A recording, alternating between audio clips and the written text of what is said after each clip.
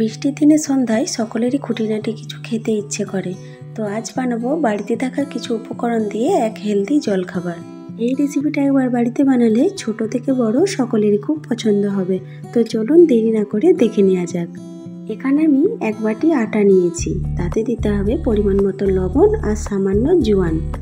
আটার সাথে মিশিয়ে নেওয়ার পর দিয়ে দিতে হবে পরিমাণ মতো জল। বেশ ভালো করে মেখে নিয়ে কিছুক্ষণ রেস্টে রেখে দিতে হবে। এরপর একটা পুর বানাতে হবে। তো কড়াইয়ে সরষের তেল গরম করে দিয়ে দিতে হবে গোটা জিরে। জিরেগুলি অল্প ভাজা হয়ে গেলে এরপর দিতে হবে কুচানো রসুন আর আদা। একটু নাড়াচাড়া করে ভেজে নেওয়ার পর দিতে হবে কারি পাতা। এরপর দিতে হবে ছোট ছোট টুকরো করে রাখা আলু।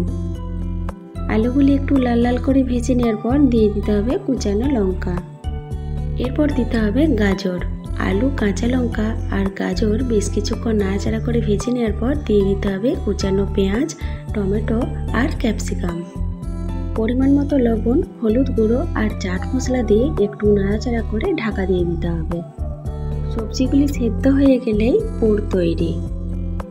এরপর আটা থেকে ছোট ছোট লেচি কেটে নিয়ে একটু মোটা করে বেলে নিতে হবে।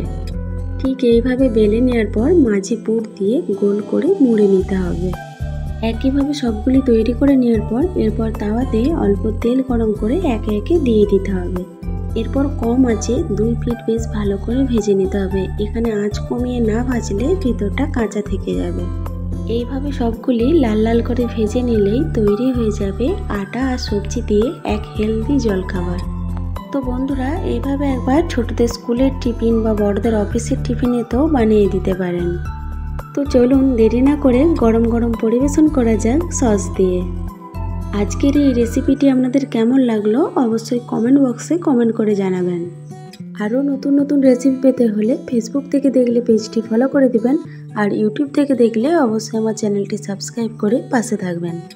আগামীকাল হাজির হব আবার একটি নতুন রেসিপি নিয়ে। তো সকলে ভালো থাকুন, সুস্থ থাকুন। ধন্যবাদ।